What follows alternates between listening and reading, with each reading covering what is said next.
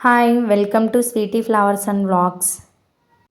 ఈరోజే మన ఛానల్లో ఫస్ట్ వీడియో అప్లోడ్ చేస్తున్నాను. గులాబ్ జామ్ ఎలా చేసుకోవాలో చూద్దాం. Tasty and easy gulab jam తయారు చేసుకుందాం రండి.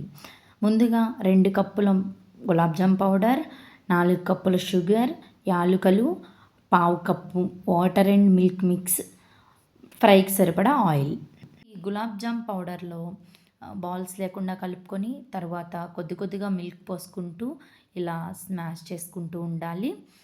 మొత్తం నీట్గా స్మాష్ అయిన తర్వాత దాన్ని వేలు పెడితే మన వేలికి అంటకూడదు. దానిని పక్కన పెట్టుకొని ఒక తడి క్లాత్ వేసుకొని ఒక 15 మినిట్స్ అలాగే ఉంచుకోవాలి. ఈలోపు మనం పాకం చేసుకుందాం రండి. ఇప్పుడు స్టవ్ మీద ఒక కడాయి పెట్టుకొని దానిలోకి 4 కప్పులు పంచదార, 3.5 కప్పుల వాటర్ పోసుకొని అది కరిగిన తర్వాత ఇలాచి దంచి వేసుకోవాలి.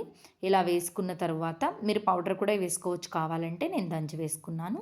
ఇలా వేసుకున్న తర్వాత దీనిని ఒకసారి మిక్స్ చేసుకొని పాకం రెడీ చేసుకోవాలి. ఈలోపు మనం ముందుగా పక్కన పెట్టుకున్నటువంటి దానిని బాల్స్ లాగా చేసుకుందాం రండి. దీనిని ప్రెస్ చేస్తూ చిన్న చిన్న బాల్స్ లాగా చేసుకోవాలి. ఇలా అన్ని బాల్స్ చేసుకున్న తర్వాత ఒక కడాయి పెట్టి దానిలో ఆయిల్ వేసుకొని ఆయిల్ హీట్ అయిన తర్వాత ఈ బాల్స్ని అందులో వేసుకొని ఎర్రగా వేయించుకోవాలి.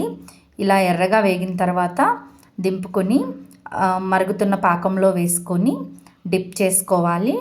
డిప్ చేసుకున్న తర్వాత 10 మినిట్స్ అలానే ఉంచుకోవాలి. అవి చల్లారిన తర్వాత ఎంత డిప్ అయ్యి ఎంత చల్లారితే అంత టేస్టీగా ఉంటాయి ఈ జామున్స్.